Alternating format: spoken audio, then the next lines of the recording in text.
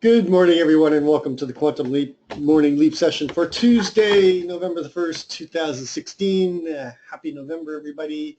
Hope everybody had a good Halloween. My name is Doug McKay. I am the founder of Quantum Leap Futures, and each morning we get together in these live go-to sessions to go through the market macro to micro, take a look at the structure of the market, then drill down to our trade levels, our targets, and our hypothesis for the day. It is a subscription room. If you're interested in checking us out, send me an email at quantumleapfutures@gmail.com. There's no website. There's no blog. We do everything live here in the go-to and the pre-market session. Then we do live trading and analysis during the course of the trading day. Please read through the disclaimer. Nobody at Quantum Leap is a certified trading advisor. We are retail traders operating within a self-organized learning environment. Past performance is not indicative of future results, and any trades that you see in Quantum Leap are for education purposes only. Please trade your own due diligence, your own risk metrics, and your own trade plan. Okay, taking a look at what happened yesterday. Yesterday we were looking for a rotational day with a slight upside bias, and man, did we ever get a rotational day. We basically stayed within Friday's range, within the Globex range of yesterday's session, and then we also stayed within the value area of the prior RTH session and had this very tight range. We had 8 3/4 points in the RTH session. That's a very, very tight session with a very beautiful Gaussian distribution. Of course, we've got news coming up tomorrow with the FOMC statement, so they are balancing out. But because of the type of compression that we've seen, we could see a move and then a balance again today. So it is Tuesday, so we're waiting to see possibly a turnaround Tuesday. Currently, right now, we're trading at 24.50. That is just inside of yesterday's value area. So again, we're continuing to stay in this balance and compress. Very, very strong compression right here. Taking a look at the news, 8:30 we had the, that's tomorrow's news. 8:30 we had the GDP, Canadian GDP came out at 0.2 as expected versus 0.4 previous. At 9:30 we've got RBC manufacturing, 9:45 we've got final manufacturing PMI, and then the big news will be the I7 manufacturing PMI with construction spending, IBD, and ISM all at 10 o'clock. And then all day we've got total vehicle sales coming out of the autos. And the big news again coming in to tomorrow is the 2 o'clock Eastern Time FOMC statement and federal funds. Don't forget, we're in the last stretch of elections with all kinds of stuff going on with headline news. Just keep it very tight. Taking a look at the macro to the micro. I like to start my day each day taking a look at the where we are in the trend in different time frames. I use a 9 EMA, a 20 SMA, and a candlestick chart. I start with the monthly. I'm looking for slope and separation for the strength of the trend, where it's getting challenged or violated, and looking for continuation patterns, etc., as I drill down from the macro to the micro. One thing I want to note is we have a classic falling 3 pattern. We have a bullish large candle 4 months ago. Then we have 3 months of bearish candles. What we'll be looking for is if we get a large bullish candle here, and this is a classic continuation pattern, but it is on a monthly pattern, and we're only the first day of the month, so we have to wait to see how this plays out. There's not a lot of months in this trend that we've had where we've had 4 months of downward trend. I'm going to be looking at that a little bit closer, in the next couple of days to see what the probabilities are of getting the 4th bearish month. We are above the 9 and the 20, so we do have the continuation pattern, and the pattern does not get challenged until we get below that 2107.75. Going to the weekly, you can see on the weekly we're coming into this compression again. We've got a symmetrical triangle. If I draw a picture here,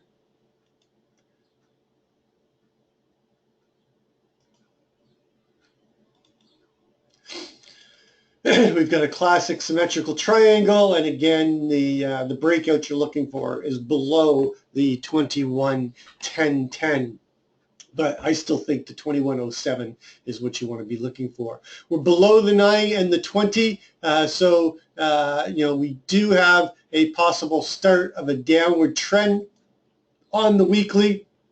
I'd just be really watching this this upper trend line for any break above on the weekly. Going to the daily, again, you can see that we're in a wedge pattern. It's a descending wedge. We do have slope and separation to the downside. We're below the 9 and the 20, so the pressure is still down on the daily. Going to the intraday, you can see that sorry, get rid of this here. You can see that the trend is accelerating to the downside. Good slope, good separation. But again, we're in this consolidation and we're in this wide range of balance that we've been in. It's just been so tough to trade. If you're new to trading and you can make it in this market, when it does get back to the normal auction, boy, it's going to be a lot easier on you. Again, sideways consolidation, compression on the 1 hour. Going to the 30-minute, you can see that we're below the 9 and the 20. We've just tried to get above the 9, and we failed again. But again, we've got a little bit of a inverted cup and handle on the 30-minute. But it's not real big to really factor in today. 15-minute, you can see that we're above the 9. We've come up and challenged the 20. Keep an eye on the 24 level. If we get below that, then we could see some continuation on this downward trend on the 15-minute. And then on the 5-minute, they've gotten above the 9 and the 20. We have a naked cross right here. Down at the 21.24, but there's not a lot of naked crosses on any of the smaller time frames to really judge. There's this one I don't like because of the fact that it kind of got challenged right on the candle, but it is still a valid one at 26. So if we can hold above the 24.75 value area from yesterday, that's your immediate target above at 26.25. So let's take a look at where we are in the bigger picture structure. There's a lot going on in this chart, I know, but it all starts with this breakout day. We broke out of this balance right here. Now, this balance right here, we broke out and gapped up on this day right here. The first area that they accepted price after the breakout was at 21.1575. Then we started this move up, and we created from this breakout day to yesterday, we created this microcomposite VPOC. Okay, this black outline where our microcomposite VPOC, or the most traded price for that particular profile, is up at the 21.53. And then we worked our way higher, put in those new highs, and then we fell out of balance on the 9th of the 9th, and then we came down, and this started this profile right here, which is starting to get a pretty good Gaussian distribution as we chop. And this is the balance that we've been in since 09, and the most traded price on that, or the microcomposite VPOC, is 33.75. It shifted down from 35. So our value area low for the longer time frame profile from the breakout day back on the it was 09, right? I'm sorry, 06, 07, so June 7th. The value area low is 23. We keep coming down and banging on it, testing below it, but getting back up above it. We're starting to fill in this profile. Remember how thin this profile was down here before this breakout day right here, and now we're getting distribution zone.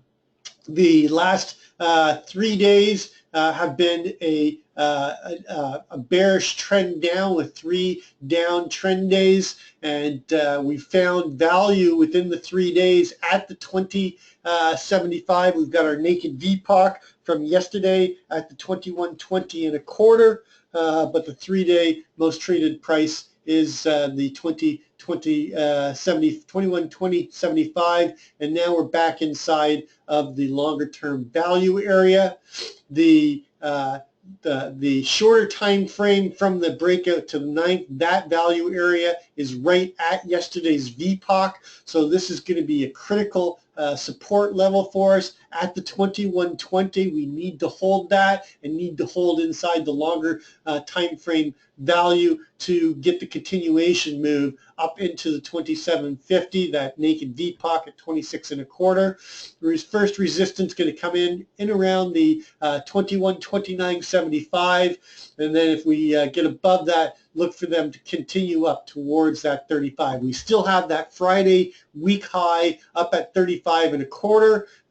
Still anticipating that that's going to get challenged again at some point in time, but right now we're seeing continued weakness, and if we don't hold the 2120.25, I'm looking for that continuation move back down towards the 1575, and not likely going to find inventory down there this time, and they're likely going to have to advertise price lower towards that 2107.75 and our October low, which was down there at the 775. Anything below 07, I think that the buyers run out of conviction, and we get a bigger move down into the 2000s and down into that 90.25, the big one being down here at the 2080 50 area.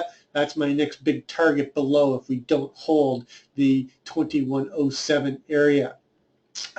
So take a look at the overnight trading session.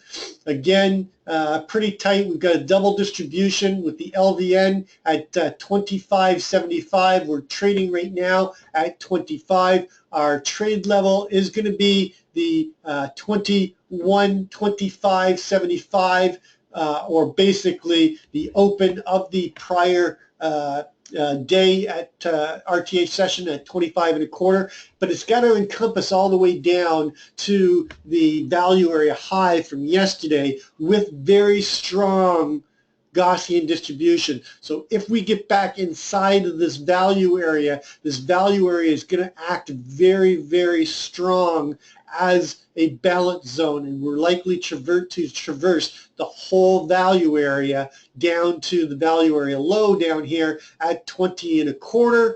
That's going to be another trade area for me. There is no trade area inside of this because of the type of balance that we're in, and we're likely to chop around in this area if we get inside of this balance. The overnight VPOC has just shifted back up in the last 5 minutes up to 24.75, sitting right on top of this area. And this is going to be a tough area to trade. We've got the first target above, just above the IB high from yesterday at 26.25.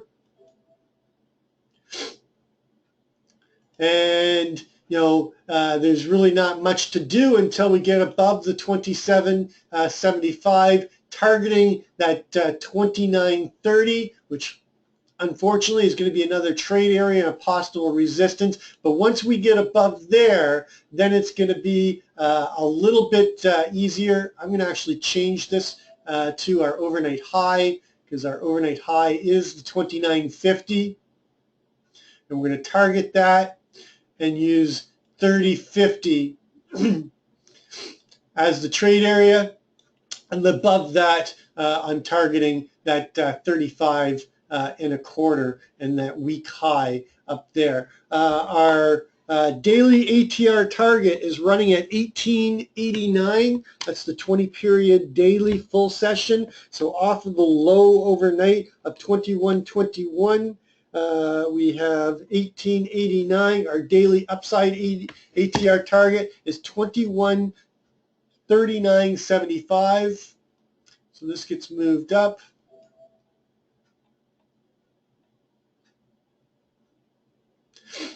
Don't need this because that's from last month. And then we have the 41.75 And the next big key line in the sand up at 44.50, and anything above 44.50, I'm targeting 47.50, but the real target is up here back into that longer term balance area, and most traded price up at the 53.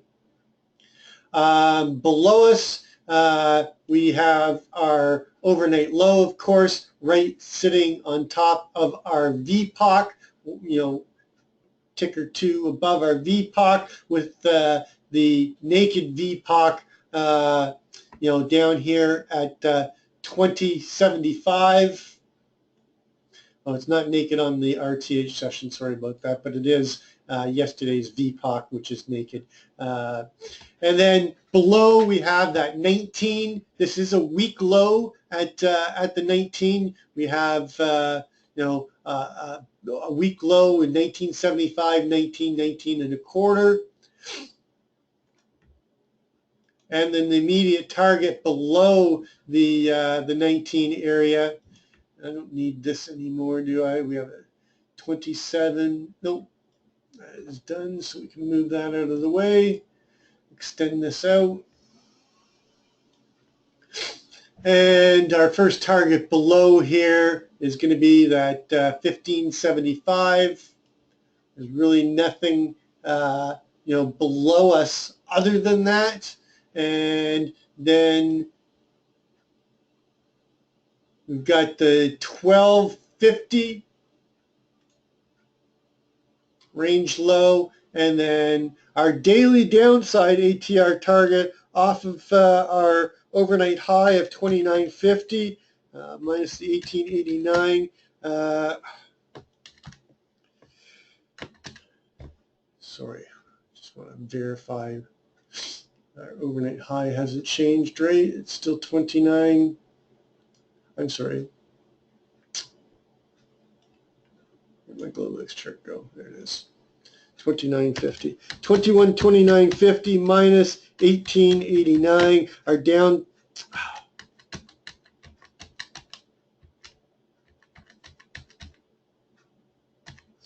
Is 2110.75. So our downside daily ATR target is down right here.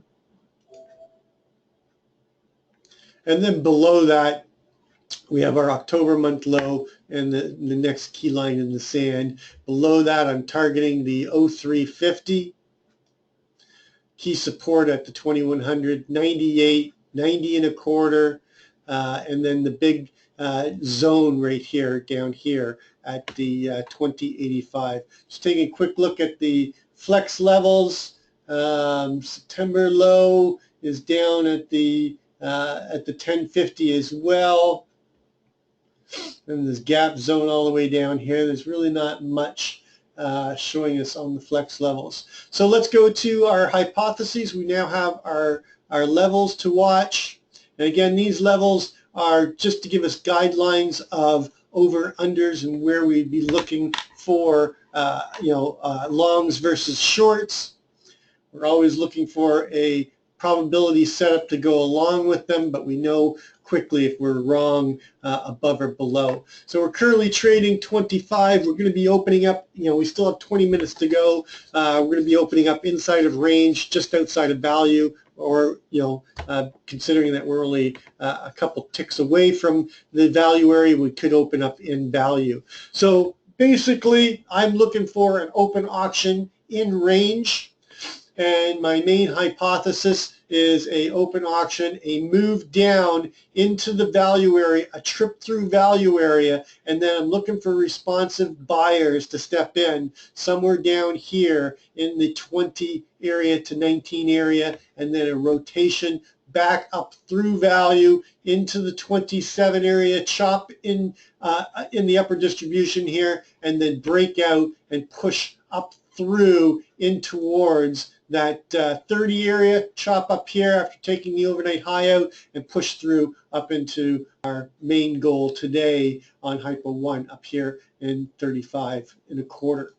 Hypo 2 is going to be a open auction in range, and basically rotation inside of Friday's range between the Friday 2950, was it Friday 2950 high? I'm sorry, Friday's high was 35. So I'm looking for basically rotation inside of Friday's range, and just again just getting this big chop back and forth with a larger rotational day. I know it's different than my hypo 2, but you got to take into account the fact that we're in this balance and coming into FOMC tomorrow. So one of our hypos has to be a balanced day and chop. And I think that balance will come between, I really think it's going to be between 20 and 29,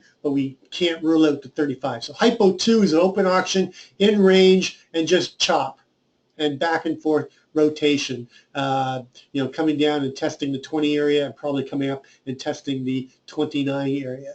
So that's hypo 2. Hypo 3 is an open auction in range just outside of value, a failure to get inside of value and push up and get a breakout day, come up into the 30, push up into the 35, and come up and push to the 39, 40 area, chop around here, and then come challenge this 44.50 and close somewhere just above this or just below it, maybe even a late day probe up into 53. So I'm putting in the possibility of them getting a trend day into prior balance and them coming into the FOMC up in this balance versus down in this balance. So that is hypo 3. Hypo 3 is an open auction in range, come down, failure to hold inside of the prior day value, and then get a strong move out, chop, and then move up into the 30-35 area and get continuation up into the 44 area, possibly even getting a probe into the 53. And then hypo 4 is totally opposite of that, and this is a low probability, an open auction in range, a move down or a failure to break out of the prior day range and move down into the 20 area and then chop around in the 20s, fail and come down here, take out the 16, push through down into the 1250, chop around here, and then push through and then come down and test this 2107 and fail and come down and test the 2100s for the first time in November. So those are my 4 main hypotheses. The weight goes to balance and likely chop between the 20 area and the 35 area. So that's going to complete our pre-market session. Right now we're below the Keltner center line.